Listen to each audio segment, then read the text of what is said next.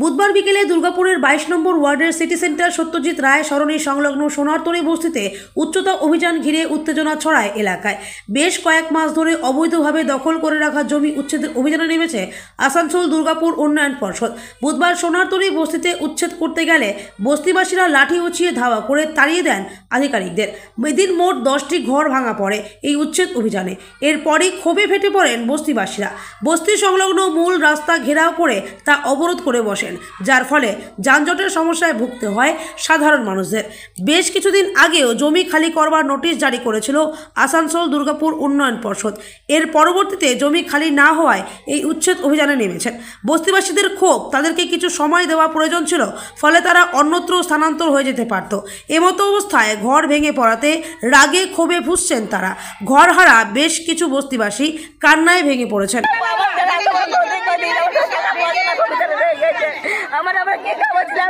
কারা এসেছিল? বড় গাড়ি তোকে কিছু নিয়ে এসেছিল? কোনো গাড়ি নিয়ে এসেছিল?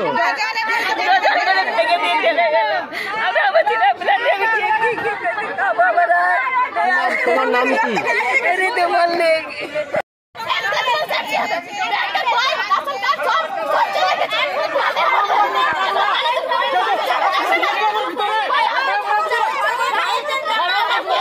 কি হয়েছিল?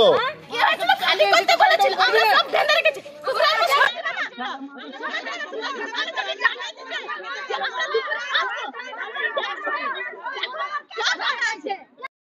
আমাদের প্রায় 45 বছর 50 বছর বড় বস্তি আছে।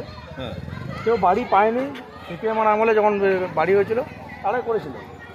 এখন এসে ভেঙে দিচ্ছে, কি জানি এদিকে কি চলছে না চলছে। নোটিশ দিয়ে গেছিল, কিছু বলেছে জানি না। এর আগে নোটিশ দিয়ে গেছে বলে? দিয়ে গেছে। এখানে নাকি তুমি নাকি দেখাশোনা করো বা তুমি ইয়ে করো, কি বলবে? কি বলবো, আর যার উপমহল যেটা বলবে সেটা চলতে হবে মেনে। কতগুলো লোক এখানে বসবাস করে? প্রায় 50-60 বছর হয়ে গেল। এইখানে কতগুলো পরিবার বসবাস করে এখানে? এখানে প্রায় আমাদের টোটাল মিলিয়ে 150 পরিবার বসবাস করে। আজকে কি হয়েছে? এটা আগে থেকে নোটিশ দিয়ে গেছিলো যেরকম ভাঙতে হবে ঘর। তা এখন জানি না, এরা হঠাৎ করে এসে না কাউকে জিজ্ঞাসা করেনি কিছু, হঠাৎ করে এসে ভাঙতে শুরু করে দিয়েছে। জেসিবি দিয়ে। বলবো আর কি নাম তোর? হ্যাঁ, আমার নাম অজয়। অজয় বাউরি।